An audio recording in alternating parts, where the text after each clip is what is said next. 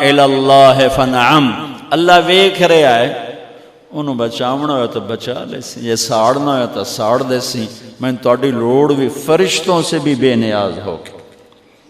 اور آگ کی طرف جا رہے ہیں خاموشی کے ساتھ، بس ایک لفظ، حسبی اللہ ونعم الوکیل، حسبی اللہ ونعم الوکیل، تیرے سپرد ہر شے۔ اس خوفناک آگ کے سامنے ایسا صبر، ایک لفظ نہیں بولے۔ جب جبریل نے کہا ایتھے چھوڑ دے ہو، ایک دم یہاں کیسے چھوڑ دوں؟ اللہ اکبر، یہاں تو نہ کوئی انسان ہے، نہ اسباب زندگی ہیں، نہ پانی ہے، کچھ بھی نہیں ہے، کیسے چھوڑ دوں؟ کہا آپ کے رب کا فرمان ہے یہیں چھوڑنا ہے، کہ اس بچے کی پشت سے آخری نبی تشریف لائیں گے اور اس وادی کو میں تشریف لائیں گے۔ اسلمت لرب العالمین، ٹھیک چھوڑ دے۔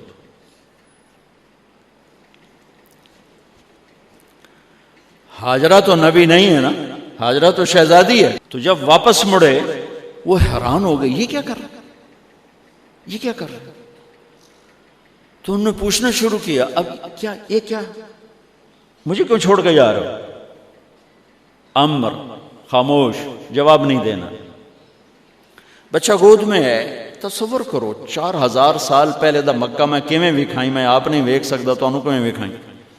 کالے پہاڑ، انسان نہیں، ہوا کی سنسناہٹ، دھوپ کی تپش، پہاڑ کی آگ، پتہ نہیں کون سا مہینہ تھا اللہ ہی جانے، اور وہ جاری ہیں ساتھ ساتھ۔ کیوں میرا قصور کی ہے، میں نے چھڑیا کیوں گئی، جاندہ کدے پہ ہیں، کوئی غلطہ دس۔ چلتے چلتے کدئی پہنچے، کدئی کوئی 3 میل 3 میل، تو ہاجرہ کو خیال آیا یہ اللہ کے نبی ہیں، کوئی اتو نہ گال لائی ہوئے۔ تو 3 میل کے بعد اللہ امرک، کیا یہ اللہ نے کہا ہے کہ میں نے اتنے چھاڑ دے تو میرے پتر نو؟ اللہ کیا ہے؟ تو ابراہیم علیہ السلام نے سر ہلا، کہ اذن لن یضیعنا اللہ۔ ایک اور ہاجرہ نے جنم لیا۔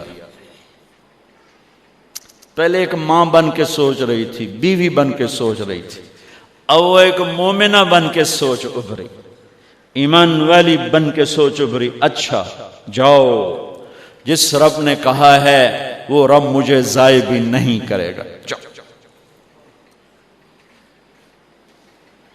میں جب تصور کرتا ہوں میری آنکھوں کے بند ٹوٹ جاتے ہیں کہ اس نے خامند کو جاتے ہوئے کیسے دیکھا ہوگا۔ پچھا پیکے تک کوئی نہیں، جتھے اس جاتے بہ جاؤں، کوئی 4 بندے بھی کوئی نہیں، چلو پردیسی صحیح، عزت دا زمانہ آئی، ہر ایک دی بیٹی نو بیٹی سمجھا جاندہ آئی، پیچھے کوئی نہیں ہے۔ وہ اپنے خامند کو دیکھے جا رہی ہے اور وہ پیچھے مڑ کے دیکھنے کی ہمت نہیں فرما رہے ہیں۔ جب وہ چلتے چلتے پہاڑ کی چوٹی سے نیچے اترے، پھر وہ بوجھل قدموں سے واپس ہوئی۔ میں الفاظ کہاں سے لاؤں کہ اس چال میں درد دل میں ہوتا ہے۔ مجھے لگتا ہے ان کے رومے میں درد تھا، جن پتھروں پہ قدم رکھ رہی تھیں وہ بھی رو رہے ہوں گے اس وقت، جو ہوا ٹکرا رہی ہوگی وہ بھی دھاڑے مارتی ہوئی گزرتی ہوگی، چمکتے سورج آگ برساتا ہے، وہ آنسو برسا رہا ہوگا اس وقت۔ اور ابراہیم جیسی ہستی، عزم کے پہاڑ، صبر کے پہاڑ، جب پہاڑ سے نیچے ہوئے تو ایک دم اونٹ سے چھلانگ لگا تھا۔ بیوی نے نہیں وکھایا، جب نیچے ہو گئے بیگم غائب ہو گئی، پہاڑ سے نیچے اترے، پھر یوں منہ کر کے ہاتھ اٹھائے، ربنا انی اسکنت من ذریتی بواد غیر ذی زرع عند بیتک المحرم میرے رب تو میں نے امر کیتا ایتھے چھڑ اے جنگل، نہ بندہ نہ پرند، میں چھڑ کے اے جاندہ پیا، اسلمت لرب العالمین۔ ابراہیم علیہ السلام کی زندگی پیغام ہے، ہمیں بیوی بچے چھوڑنے کو نہیں کہہ رہا، ہمیں کہہ رہا ہے جھوٹ چھوڑو، فحاشی چھوڑو، بدماشی چھوڑو، بددیانتی چھوڑو، خیانت چھوڑو، شراب چھوڑو، بدکاری چھوڑو، جوا چھوڑو، ظلم چھوڑو۔ ہم سے یہ مطالبہ، چھوٹا جا مطالبہ ہے۔ ابراہیم کے آگے تو 2 بیویاں اور بیٹھی تھیں، ایک سارہ، ایک مدین کی ماں، 2 بیویاں، فلسطین کی بستی آباد، سرسبز۔ ہاجرہ کے پاس کیا تھا؟ کالے پہاڑ، پانی بھی کوئی نہیں ہے۔ مجھے خیال آتا جب رات آئی ہوگی تو رات کا اندھیرا، پہاڑوں کا اندھیرا، کالے پتھروں کا اندھیرا، گہری وادی کا اندھیرا، ان سارے اندھیروں میں ایک عورت کا تصور کرو، معصوم بچے کو گود میں لے کے جب بیٹھی ہوگی تو تاروں نے ابھر کے دیکھا ہوگا کہ یہ کون مائی ہے۔ تاروں کو مسکراہٹ سے تشبیہ دی جاتی ہے، میں کہتا ہوں اس رات تارے بھی روئے ہوں گے، چاند بھی حیران ہوگا، ایک چکرے کون بی بی بیٹھی ہوئی ہے، اس مائی کی رات کیسے گزری، آنے والا گرم دن کیسے گزرا، پانی ختم ہوا، بچے کی ایڑیاں اور آہو بکا۔ اللہ زمزم پہلے کیوں نہ کڑھیا؟ اللہ کو پتا تھا میں نے زمزم نکالنا ہے، پہلے کیوں نہیں کڑھیا؟ انہوں روایا کیوں؟ مانو دوڑایا کیوں؟ صفا مروہ پھر پھر پھر پھر سینہ پاٹ گیا۔ یہ میرے اللہ نے دنیا کو امتحان کی جگہ بنایا ہے۔ وہ الف لام میم احسب الناس ان يتركوا ان يقولوا آمنا وهم لا يفتنون ولقد فتنا الذين من قبلهم فليعلمن الله الذين صدقوا وليعلمن الكاذبين۔ میں تمہیں تسی کلمہ پڑھا ہے نا میرا، اب میں امتحان لوں گا، تسی پہلی تو دوئی چ نہیں جاون دین دیو جب تے امتحان پاس نہ کرے۔ پہلی تو دوئی بھی کوئی کلاس ہوندی نہیں، نہیں امتحان دیو، امتحان دیو، پاس ہو گئے چلو ہن دوئی بہاؤ، نہیں پچھا لے جاؤ۔ ہے میرا اللہ کہتا تمہیں جنت دینی ہے، اپنی رضا دینی ہے، تھوڑا تو میں نو کھڑکاون دیو، کچھ تو میں کھڑکاواں گا، لیکن اوئے ہائے اتنا نہیں۔ جب میں صفا مروہ چلتا ہوں تو مجھے اماں ہاجرہ کا خیال آتا ہے کہ ہم تو گیلری میں چل رہے ہیں بڑے آرام سے، وہ تو ایک پہاڑ پہ چڑھتی اترتی، دوسرے پہ چڑھتی اترتی، انہیں پتا تھا اللہ کی قسم کوئی انسان نہیں، لیکن بچے کو تڑپنا دیکھ نہیں رہی ماں، دیکھنے کی جرت نہیں ہے۔ صفا مروہ، صفا مروہ، صفا مروہ، صفا مروہ، 7 چکر کے بعد نا وہ ہمت جواب دے گئی۔ اگر ہمت ہوتی تو شاید وہ اور چلتی، اور بے بس ہو کے گری ہیں، اور آخری نظر بیٹے کو دیکھنا چاہا کہ میں ایتھے مر جاواں او اتھے مر جاوے، نہ او میرا مرنا ویکھے نہ میں او دا مرنا ویکھ۔ جس امت کی بنیاد اتنی بڑی قربانی پر ہو، وہ امت کہے سود کے بغیر گزارا نہیں، جھوٹ کے بغیر گزارا۔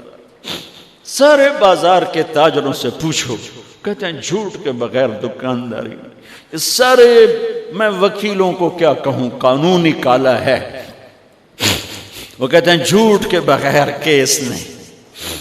سیاستدانوں سے پوچھو، جھوٹ کے بغیر سیاست نہیں۔ کہاں سے لائے ہو یہ علم؟ کس کو جھٹلا رہے ہو؟ اپنے نبی کو؟ کون سے پیمانے بنا دیے تم نے؟ تو کلمہ توحید و رسالت کے، عشق رسول کے کون سے پیمانے بنائے ہیں؟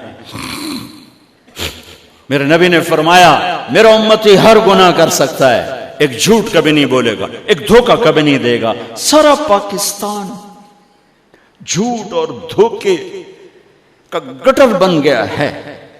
بازار، شہر، دیہات، منڈیاں، فیکٹریاں،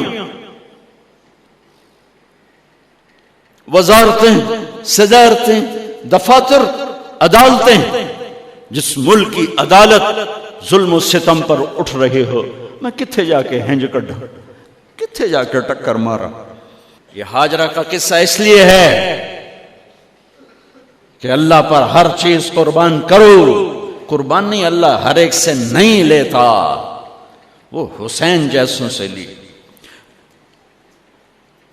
وہ ابراہیم جیسوں سے لی، وہ صحابہ سے لی، ایسی طرح ہمیں گندگی کے کیڑے، تو وہ گر گئیں کہ میں یہاں مر جاؤں، اسماعیل وہاں مر جائے، اور نو میں نے ویکھے، میں نے ویکھے، لیکن ایک ایسے الوداعی نظر ڈالی کہ پتہ نہیں کہ میں مردہ پہ ہے، تو میرے رب کا غیبی نظام حرکت میں آ چکا تھا۔ ایک خوبصورت جوان کو دیکھا جو وہاں کھڑا ہوا ہے، تو ماں کی ممتا نے پھر انگڑائی لی اور پھر دوڑی، ساری تھکاوٹوں کو بھلا کر، پھٹے ہوئے سینے کو بھلا کر قریب آئیں تو وہ تو غائب ہو چکا تھا۔ جبریل انسانی شکل میں پر مارا، بچے کی ایڑیوں سے زمزم نکالا، پانی کا چشمہ نکالا، اور وہ غائب، اور پانی ابل رہا تھا۔ ان کا زمزم زمزم، عبرانی زبان میں زمزم، رک جا رک جا۔ میرے نبی نے کہا اللہ میری ماں کا بھلا کرے، وہ زمزم نہ کہتی تو یہ پورا اللہ دریا بنا دیتے، پر اللہ نے انہوں کھوئی بڑا بنائی، دریا نہیں بنا بنا۔ کیا پانی ہے، کنویں کا پانی کھڑا ہو، بیچ میں مینڈک پیدا ہو جاتے ہیں، کیڑے پیدا ہو جاتے ہیں، کتنے پونگ پیدا ہو جاتے ہیں، مچھر پیدا ہو جاتے ہیں، اس میں گھاس نکل آتی ہے، کائی نکل آتی ہے، ساری دنیا میں پھر کے جاؤ دیکھو، واحد زمزم کا کنواں ہے جس میں مینڈک پیدا نہیں ہوتا، کیڑے پیدا نہیں ہوتے، پونگ پیدا نہیں ہوتے، کوئی مچھر پیدا نہیں ہوتا، کوئی گھاس پیدا نہیں ہوتا، کوئی کائی پیدا نہیں ہوتی، صاف شفاف۔ اور جو ہی اوپر سے موٹر چلتی ہے پانی کو کھینچنے کے لیے تو 6-7 سوراخ ہیں، سب سے بڑا سوراخ بیت اللہ کی طرف ہے، حجر اسود کی طرف ہے، اس سے پانی ابلتا ہے طوفان کی طرح، اور جو ہی موٹر بند ہوتی ہے تو وہ چشمے کا پانی، وہ سوراخوں سے پانی بند ہو جاتا ہے۔ یہ میرے رب کی مدد، نصرت، کہ تم اللہ کو راضی کرنے کے لیے قدم اٹھاؤ، تمہارا ہاتھ پکڑ لے، تم اس کی رحمت تمہیں اپنی چھاؤں میں لے لے گی۔